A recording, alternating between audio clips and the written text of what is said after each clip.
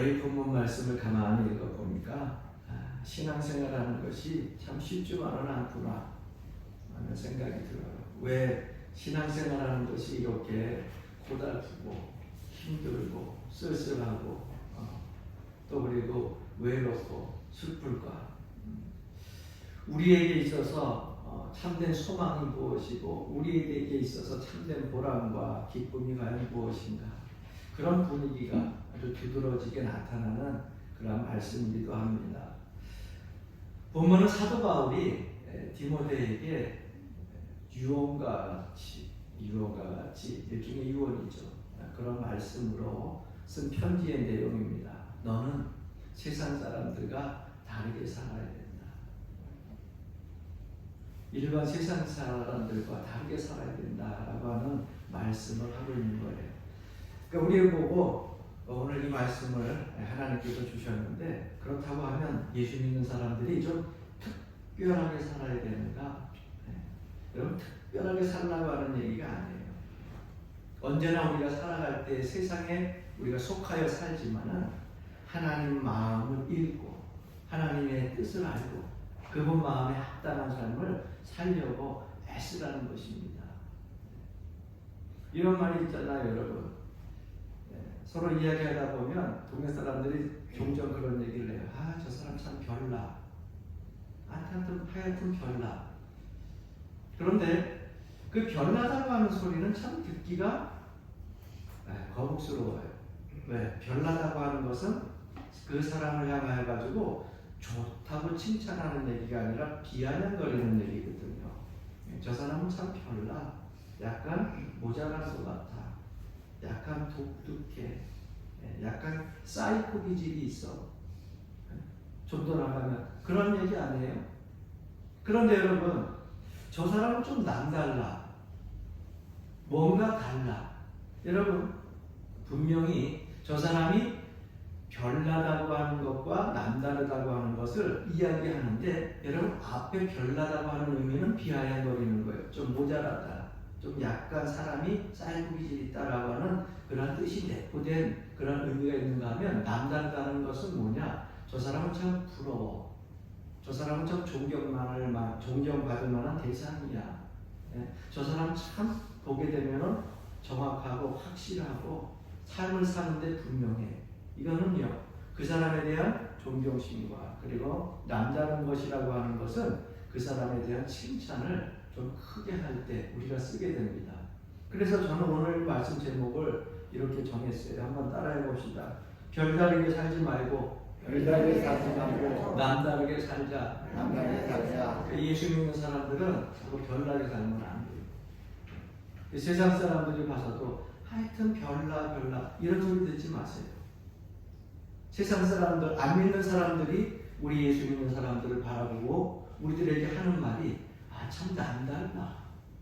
이러한 말을 들을 수 있는 우리 연화제일교 성도 되기를 주 이름으로 간절히 축원합니다. 그러니까 사도 바울이 이 디모데에게 사실 에베소 교회를 맡겼는데 그 에베소 교회에 여러 가지 사람들이 힘들고 어려운 그런 사람들이 있었어요. 허탄한 신앙, 그것을 믿고 또 뿐만 아니라 또 방탕한 그들의 삶과 그리고 뒤섞인 율법적인 그러한 어리석음 해석 이러한 것들이 막 복합적으로 있어가지고 디모데가 힘들 것 같아서 그 성도들에게 디모데에게 편지를 쓴 내용이 디모데 전후서예요. 그러면서 세상 살아가는 게 여러분 세상의 흐름 따라 살아간다고 하잖아요. 그러나 그리스도인은 세상 흐름에 따라서 그냥 내 몸 맡기고 그냥 가는 대로 흘러가는 대로 이렇게 맡기게 사는 것이 아니라 우리는 남다르게 살아야 된다는 거예요. 왜? 우리는 하나님의 백성이니까. 그리스도의 제자니까. 그렇게 살아야 된다고 말씀하고 있는 것입니다. 세상 사람들은요, 우리가 알고 있는 이 복음에 대해서 큰 관심 없습니다. 세상 사람들은 우리가 이 성경을 통하여서 전하는 생명에 대해서 큰 관심이 없어요. 우리 좀 거룩하게 사십시다.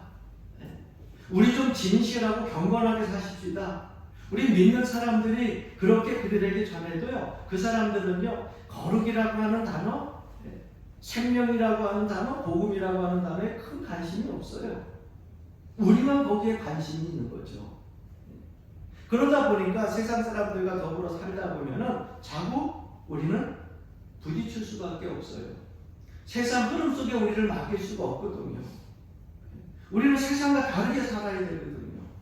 흘러가는 강물을 거슬러 올라가는 그런 삶을 살아야 되기 때문에 신앙생활이라고 하는 것이 우리의 삶 속에 보람이고 소망이지만은 그 안에 기쁨만 있는 것이 아니라 우리의 삶의 고달픔도 있다고 하는 것을 우리가 기억하고 살아야 됩니다. 그러다 보니까 많은 신앙인들이 신앙생활하다가 중간중간에 자꾸 낙심을 해요. 내가 믿음으로 신앙으로 이렇게 열심히 하나님만 바라보고 살려고 하는데 세상은 우리를 가만히 내버려 두지 않거든요. 나는 진실하게 사는 것 같고 나는 정직하게 사는 것 같은데 세상 사람들은 그렇게 바라보지 않는다는 거죠. 그러다 보니까는 자꾸 쓸쓸해지고 고달파지고 외로워지고 열심히 하나님 앞에 기도하고 열심히 헌신하고 살아가는 것 같은데 왠지 다른 사람들에게 인정받지 못하는 그 세상적인 눈에 의해 가지고 낙심하고 절망하는 것입니다. 그러나 여러분, 우리의 힘으로 이루어지는 게 아닙니다. 하나님의 나라는요, 하나님의 역사 속에 하나님의 섭리하신 간섭 속에 이루어지는 거예요. 왜? 하나님은 이 우주 만물을 창조하신 실세거든요. 실세. 이 우주 만물의 주인이시거든요. 창세기 3장에 보게 되면 하나님께서 지으신 아담과 하와가 타락하는 장면이 나와요. 그 타락하는 가운데에 15절 말씀 보게 되면 하나님께서 사탄을 꾸중하는 말씀이 나오는데 이렇게 기록되어져 있습니다. 내가 너로 여자와 원수가 되게 하고 내 후손도 여자의 후손과 원수가 되게 하리니 여자의 후손은 내 머리를 상하게 할 것이요 너는 그의 발꿈치를 상하게 할 것이니라. 이렇게 말씀하고 있어요. 이 말씀을 우리가 가만히 보게 되면 복이 될 수도 있고 또 그렇지 않으면 고생과 벌을 받게 될 수도 있다라고 하는 의미도 포함되어져 있습니다. 사실은 에덴 동산에서 영원히 하나님과 더불어서 즐거움과 행복을 누리고 살 수 있는 인간이요, 사단의 꼬임으로 말미암아서 죄악으로 말미암아 그 에덴 동산에서 쫓겨나게 됩니다. 이제는 땀을 내고 열심히 일을 해야 밭의 소산을 거둘 수가 있어요. 하나님께서 귀히 여기시는 그 생명도 내가 저절로 그냥 그러면 응애해요 하고 저절로 나오는 것이 아니라 산모에 여러분 진통이라고 하는 것 우리 산모들은 다 아시잖아요. 얼마나 그 아픔 속에서 새 생명이 태어나는지 그런 진통을 통해서 생명이 이 세상에 나오게 그렇게 죄의 값으로 만들어졌어요. 그러니까 사람들이 이 땅을 살아가면서 하나님께 버림받았다, 절망 가운데 낙심하고 우리는 지 가운데 사니까 소망이 없다 그렇게 생각을 하면서 사는데 여러분 하나님께서 우리 인간만 에덴 동산에서 쫓아내고 내버려 두신 것이 아니라 정작 인간을 범죄하게 만든 장본인이 사단을 꾸짖으셨다고 하는 말씀.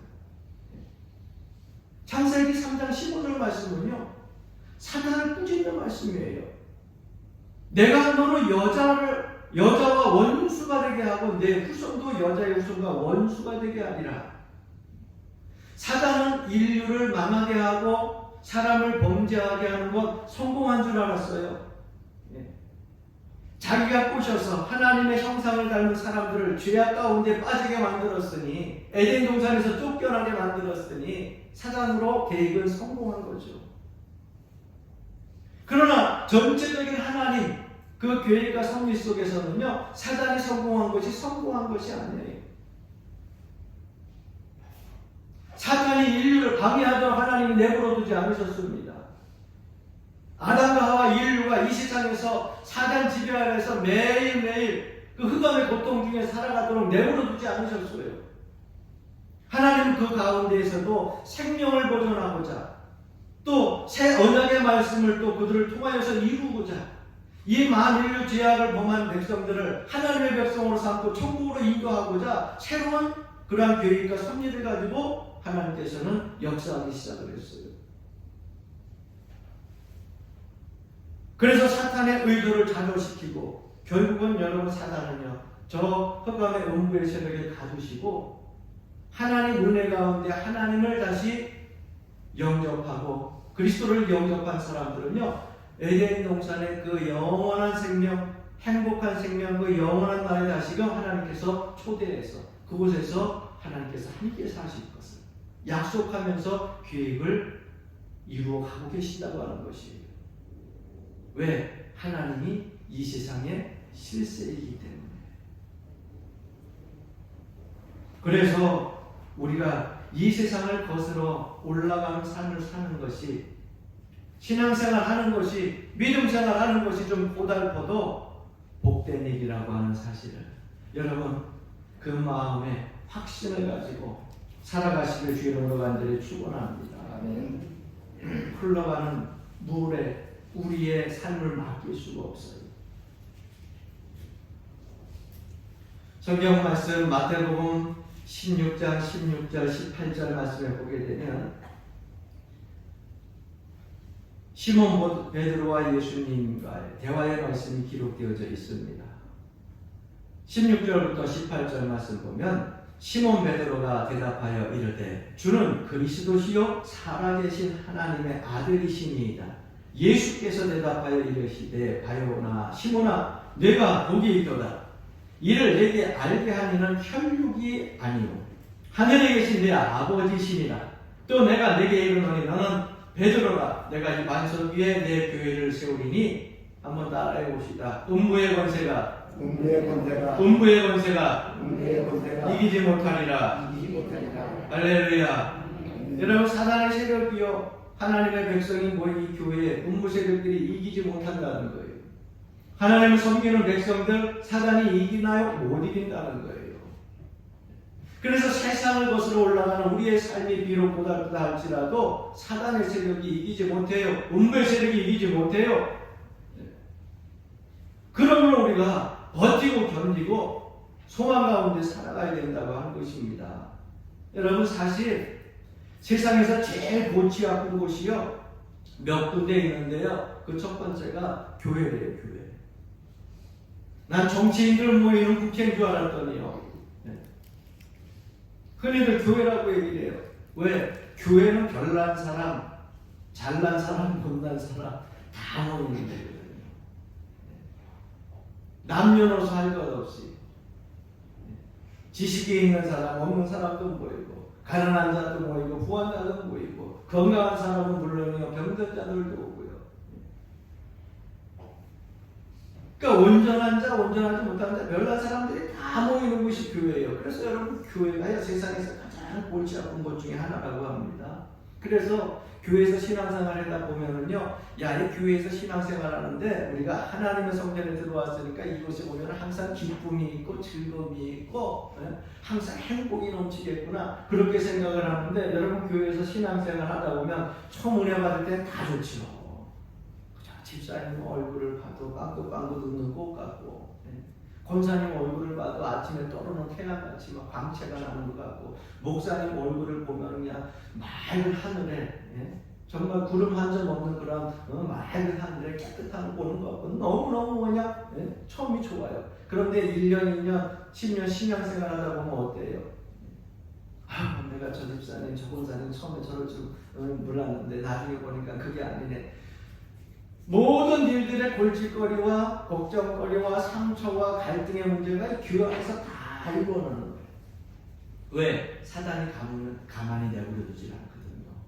에덴 동산에 있었던 아담과 하와를 범죄하게 만들었듯이 하나님의 성전 안에서 믿음 가지고 소망 가지고 신앙생활하는 성도들을 가만히 내버려두지 않아요. 우리가 조금만 방심하고 틈을 보면은 그 속에 싹 들어와서 우리의 마음과 생각을 움직이기 시작을 합니다. 불평이 생기기 시작하고요. 불만이 생기기 시작하고 그것이 더 나아가게 되면 이스라엘 백성들이 광야에서 하나님을 원망한 것처럼 이 세상을 살면서 하나님을 원망합니다. 그러나 여러분 사도 베드로에게 예수님이 하신 말씀을 분명히 기억하십시오. 음부의 권세가 이기지 못하리라. 성도들이 불평과 갈등으로 흩어지고 그리고 싸우고 상처받고 고통스러워하는 것 같은데 결국은요 사탄이 이기지 못해요. 장악하지 못해요. 왜? 하나님이 이 교회에, 하나님이 이 성전의 실세이고 주인이시기 때문에요. 할렐루야. 하나님께서 교회에 무엇을 맡기셨느냐? 19절 말씀해 보니까 내가 천국 열쇠를 내게 주리니 내가 땅에서 무엇이든지 매면 하늘에서도 매일 것이요 내가 땅에서 무엇이든지 풀면 하늘에서도 풀리리라. 이렇게 말씀하고 있어요. 우리가 우리나라만 바라봐도요 정치, 경제, 사회, 외교, 또 최근에 스포츠, 또 여러분 종교적인 문제, 요즘에는 하나도 내 마음에 드는 게 없어요. 뭐 제 마음에 안 드는 뭐 여러분들 마음에 들겠습니까? 정치인들 정치하는 거 보면 매일매일 쌈박질만 하고 있고 서로 잘났다고 하고 있고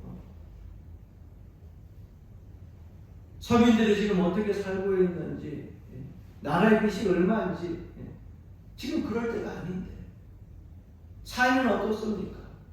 젊은이들 할 것 없이 정말로 비전과 소망을 가지고서 21세기에 정말 피튀기게 열심히 달려도 이길까 말까, 제자리에 있을까 말까 하는데요. 얼마나 여러분 쾌락 문화가 이 사이에 점령해 있어요. 우리나라 뭐 죄송한 얘기지만은 앞으로 뭐 100년도 안 돼. 10년에서 50년 바라볼 때 이렇게 살다 보면은 제일 먼저 이 땅에서 사라질 나라가 대한민국이라면서요. 점점 인구의 숫자들이 지금 젊은 세대들이 없어지고요. 지금 역삼각형으로 지금 우리나라가 지금 세워져 가고 있잖아요. 종교요? 세상 일본도 참 많은 이단들이 있지만은 그러한 우상 숭배가 있지만 우리나라만큼 이단이 많은 나라도 극히 드물 것 같아요. 특히나 우리 가평이 얼마나 많은 이단의 중심지입니까? 종교를 봐도 여러분들에게 아마 공지사항으로 올린 내용들을 봤을 거예요. 각 대학교에 동아리 모임들을 쫙 올려놨는데 여러분 참고하시라고 올려놨어요. 여러분들의 손주, 손자들이, 손녀들이 또 아니면 조카들이 대학교 다닐 때 그 동아리에 절대 들어가지 못하도록 미리미리 여러분들을 주의 주시고 경계하세요. 그게 JMS야. 거기 빠지면 못 나와. 스포츠 최근에 좀 안타까운 일이지만 잘했어요. 열심히 했는데 그러한 문제들도 우리 백성들에게 큰 기쁨 주지 못하고 좀 실망을 남기고 돌아왔어요. 이런 총체적인 문제를 보게 되면 좀 생각해만 해도 답답해요. 어디를 봐도 희망이 없는 것 같고. 그런데 이러한 세상을 여러분 누가 바꿀 수 있느냐 말이에요. 정치인들이 바꿀 수 있어요? 스포츠하는 운동하는 사람들이 바꿀 수 있어요? 젊은 세대들이 생각을 고쳐먹는다고 바꿀 수 있어요? 여러분들은 사람들이 생각을 바꾸고 그 총체적으로 거기에 임하고 그곳에 포함되어 있는 사람들이 바꾸면 바꿀 것이라고 생각을 하는데 여러분 성경을 보면 그렇지 않아요. 소돔과 고모라가 하나님께 심판을 받을 때에 아브라함에게 미리 소돔과 고모라가 하나님께 멸망당할 것을 알려줍니다. 그런데 그곳에 살고 있는 조카가 기억이 나가지고 하나님 앞에 매달립니다. 붙잡고 기도하는 거예요. 그런데 하나님께서 소돔과 고모라를 멸망에서부터 벗어나게 하고 심판에서부터 벗어나게 할 수 있는 단 한 가지 조건이 있어요. 정치가 바뀌어야 된다. 사회 문화가 바뀌어야 된다. 이단 우상 숭배하는 종교가 바뀌어야 된다. 여러분 그렇게 얘기하지 않았어요. 성경에 보게 되면 뭐라고 말씀하고 있어요? 의인 10명만 있으면, 의인 10명만 있으면 소돔과 고모라는 멸망하지 않는다. 하나님께서 아브라함과 약속한 말씀이에요. 그렇다면 오늘 이 시대의 어두운 혼잡한 이 시대를 어떻게 바꿀 수 있느냐? 여러분, 의인 10명만 있으면 돼요. 그 의인 10명이 누굽니까? 여러분 스스로 생각을 해보세요. 납니까? 아니면은 이 시대의 교회에서 예배드리는 사람입니까? 그 하나님 보시기에 의인 10명이라고 하면 이 나라에 얼마나 많은 의인들이 있어요. 그런데 우리가 생각하기에, 그런데 하나님이 생각하실 때는 수많은 교회가 하나님 앞에 예배를 드리고 찬양하고 수많은 기독교인들이 이 땅에서 살아가는데도 의인 10명이 안 된다는 거예요. 내가 의인 10명 중에 속하는지 안 속하는지 우리가 스스로 자각해 봐야 됩니다. 이 세상에 많은 사람들이 세상 강물에 흘려 자기의 몸을 맡기고 같이 가요. 그런데 문제는 그리스도인이라고 하는 크리스찬들이요, 세상을 거슬러 올라가야 돼요. 너는 세상과 다르게 살아야 된다. 별나게 살지 말고 남다르게 살아야 된다. 그렇게 말씀하고 있는데도 그리스도인들은요, 그렇게 남다르게 사는 사람들이 많지 않다는 거예요. 그렇게 남다르게 사는 10명이 없으면 이 나라는 무너지는 거예요. 여러분들의 가정이요, 무너지는 거예요. 여러분들의 사업의 터전이 무너지는 거예요. 이 역사의 주관자는 하나님이세요. 그래서 나 한 사람 한 사람이 누구에게? 하나님에게 그 합당한 삶으로 바로 서야 된다는 거예요. 그러니까 여러분 신앙생활이 고달픈 거예요. 그러니까 신앙생활이 힘든 거예요. 어울러서 같이 가다가 얼마나 쉬워요, 편해요. 그러나 거슬리려고 하니까 힘든 거예요. 오늘 시간에도 보니까는요, 한 주간 인생 사는 것이 얼마나 고달팠는지 주의 성전에 따뜻한 곳에 들어오니까 자꾸 눈들이 감겨. 세상에 나가서 잠을 자려도 잠이 안 와. 인생이 고달퍼서 생각할 것이 많아서 밤에 눈을 붙이고 누워도 머리만 아프지 잠을 들 수가 없어. 근데 하나님 성전에 오니까 살살 눈이 감기지. 얼마나 고달팠으면 그렇게 했어요. 여러분들 위로받고 싸매는 곳이, 또 여러분들 안아주는 곳이 얼마나 없었으면 주의 성전에 왔으면 이렇게 자고 포근해가지고 잠을 자겠어요. 여러분들의 인생이 고달파서 그런 거 아니겠어요? 그런데 여러분, 그런 삶이 끝난 게 아니라 앞으로도 이어질 거예요. 40년, 50년, 60년, 7, 80년을 살아. 세상은 나를 적군으로 생각을 하고 계속해서 나를 핥기로 들 겁니다. 사단과 마귀는 내 마음을 막 핥히고 나의 삶을 자꾸 뜯어내려고 그렇게 애쓰고 노력할 것입니다. 그래서 뒤돌아보게 되면 어떤 한 해도 평안했던 1년 365일 평안했던 한 해가 한 번도 없었던 것 같아요. 여러분은 어떠세요? 목사님은 맨날 즐겁고 맨날 기쁘고 그런 것 같아요. 1년 365일 따져보면요, 360일을 평안했어도 5일 동안의 근심이 있었던 한 해는요, 5일 동안의 근심이 그 한 해를 사로잡더라고요.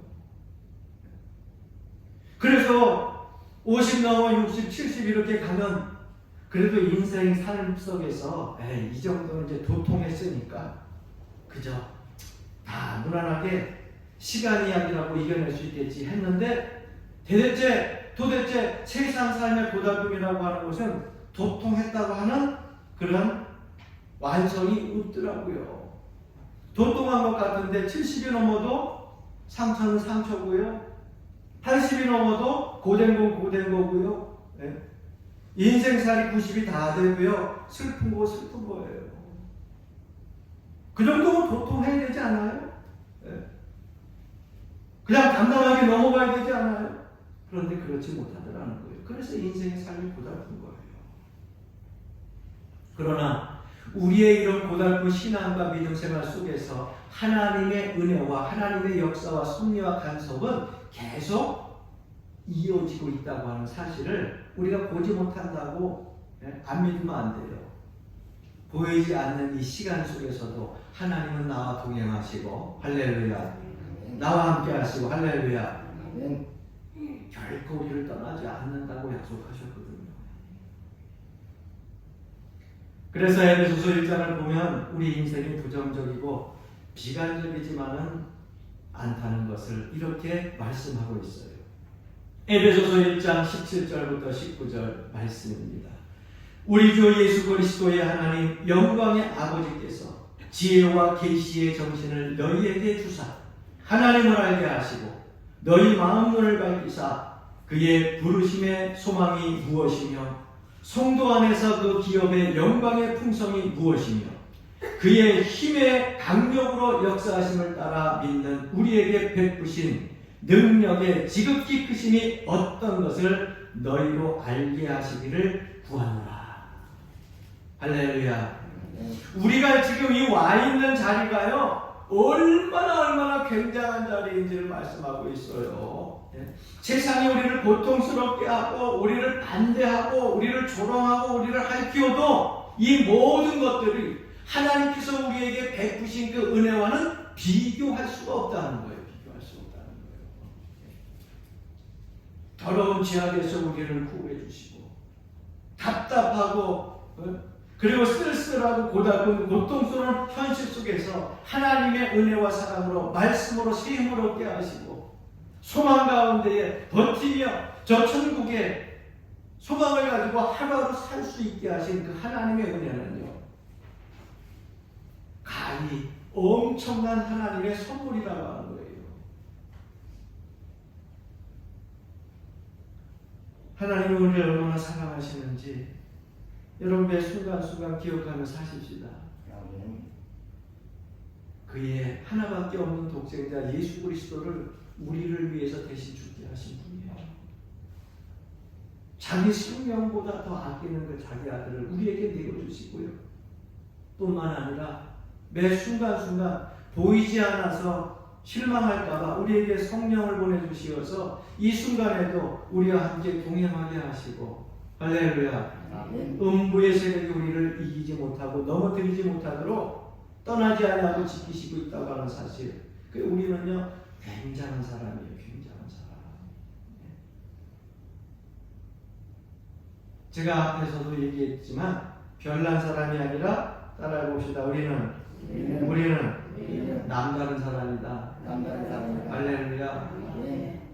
받은 은혜를 측량할 줄 알아야 내가 남다른 사람인 줄을 확신하고 사는 거예요.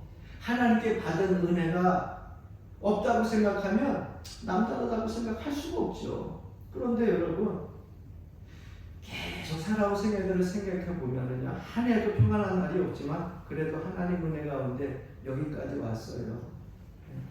에베네셀의 하나님 이곳까지 인도하셨어요. 그 은혜를 생각하면 그 측량할 수 없는 은혜를 생각하면은요 나는 별다르게 산 것이 아니라 하나님 손에 붙잡혀서 남다르게 살아왔다고 하는 거예요.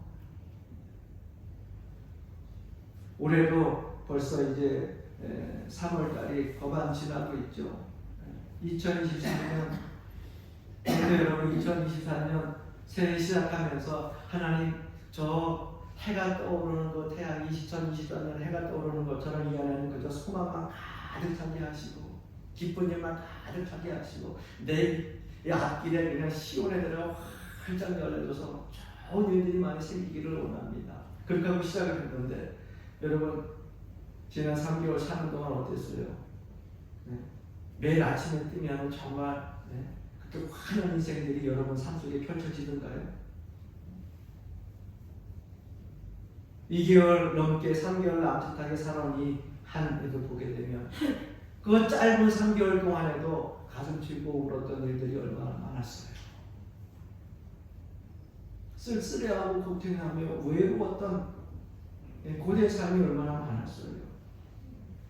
그런데 이 삶이 여러분 앞으로 얼마나 많냐? 이 한 해도 가려면 아직도 한 9개월이 남았어. 9개월을 그렇게 살아가야 돼. 그런데 그 9개월을 살아가는데 어떻게 살아갈 거예요?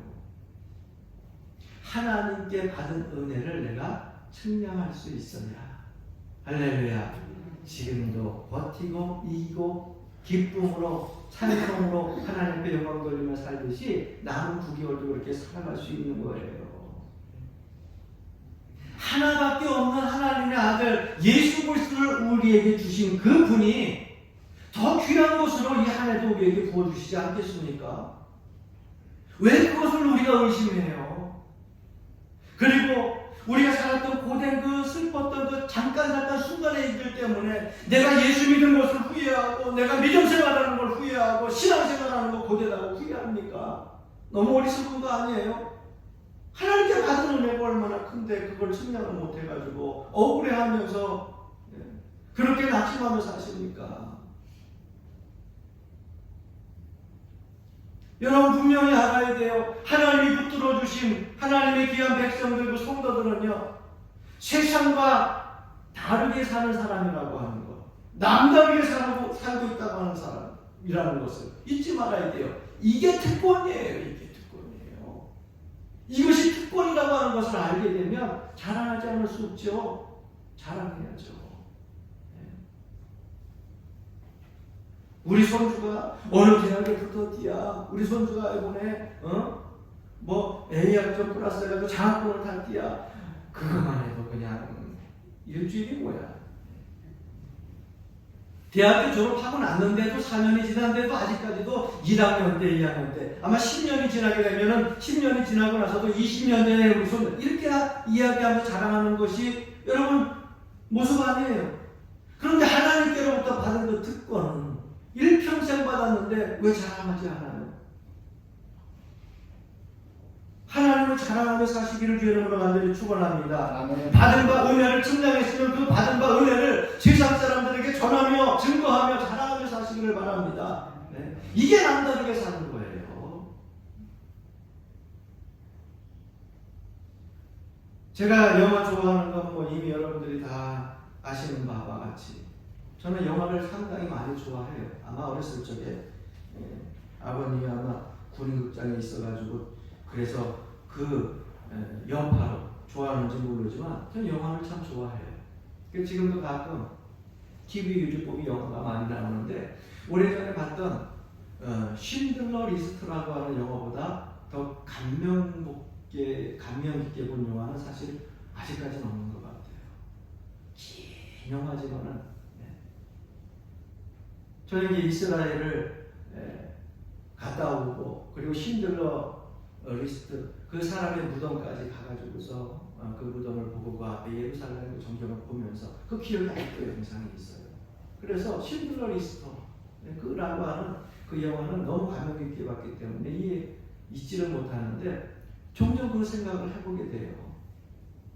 이 쉰들러 리스트는 독일 사업가예요. 우여곡절 속에 많은 유대인들을 구해내는데 여러분 그 사람이 살려낸 유대인이 자그마치 몇 명이냐면 1,100명이에요. 1,100명.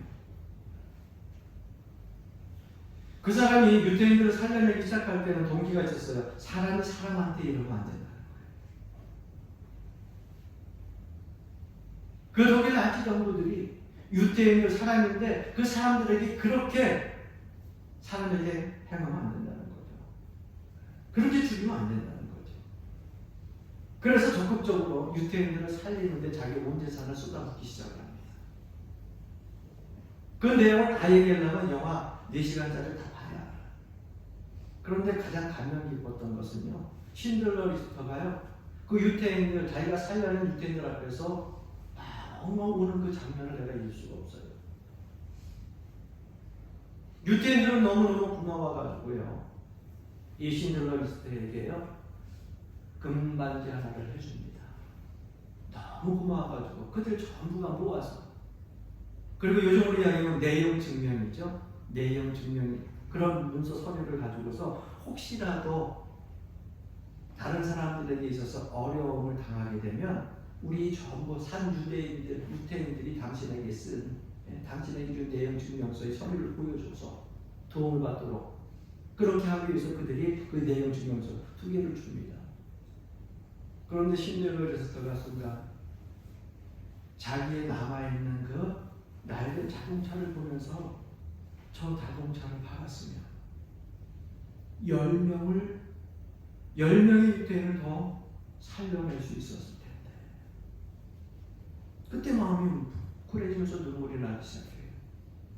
그리고 나서 자기 손에 낀 금가락지 그걸 보면서 이 금가락지를 팔았으면 두 사람의 유태인을 더 2명의 생명을 구할 수 있었을 텐데, 그러면서 옵니다.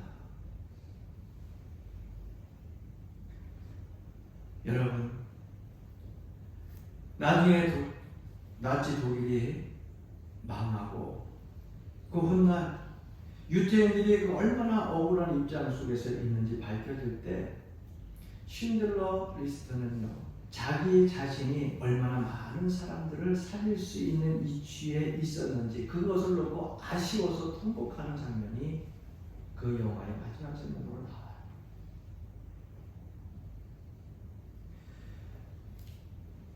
저는 그 영화의 그 부분들을 보면서 우리도 그런 날을 맞이하게 될 것입니다 라고 하는 생각을 갖게 됩니다. 아니, 반드시 그런 날을 맞이하게 될 거예요. 하나님 앞에 여러분 반드시 서게 될 겁니다. 디모데후서 4장 1절 말씀에 보니까 하나님 앞과 산자와 죽은 자를 심판하실 그리스도 예수 앞에서 그의 나타나실 것과 그의 나라를 두고 엄히 명한다고 기록하고 있습니다. 종국의 자리에, 마지막의 자리에 우리의 자신을 바라보는 믿음의 눈을 가지고 반드시 주님 앞에 선 거예요. 그때 여러분, 나의 삶이 고달팠다고, 나의 삶이 상처로 얼룩졌다고, 나의 삶이 세상에 핥혀가지고 하루하루가 웃을 날이 없이 슬픔으로 하루하루를 보냈다고 그렇게 하나님 앞에 고백하고 여러분들이 그 인생의 끝마지막에 하나님 앞에서 그런 고백으로 마지막으로 끝날 것이라는 거죠. 하나님께 받은 바 은혜가 얼마나 큰지를 생각해 보면요, 그 앞에 섰을 때에 지금 내가 살아가고 있는 현실, 지금 현재 이 삶 속에서도 얼마나 많은 생명들을 내가 구원할 수 있는지, 얼마나 많은 생명들에게 위로와 소망을 줄 수 있는지, 얼마나 많은 사람들에게 참된 도움을 줄 수 있는지 여러분들 깨달을 수 있을 거예요. 그걸 그렇게 깨닫지 말라는 거예요. 종국의 자리에, 마지막 자리에 가서 서지 말라는 거예요.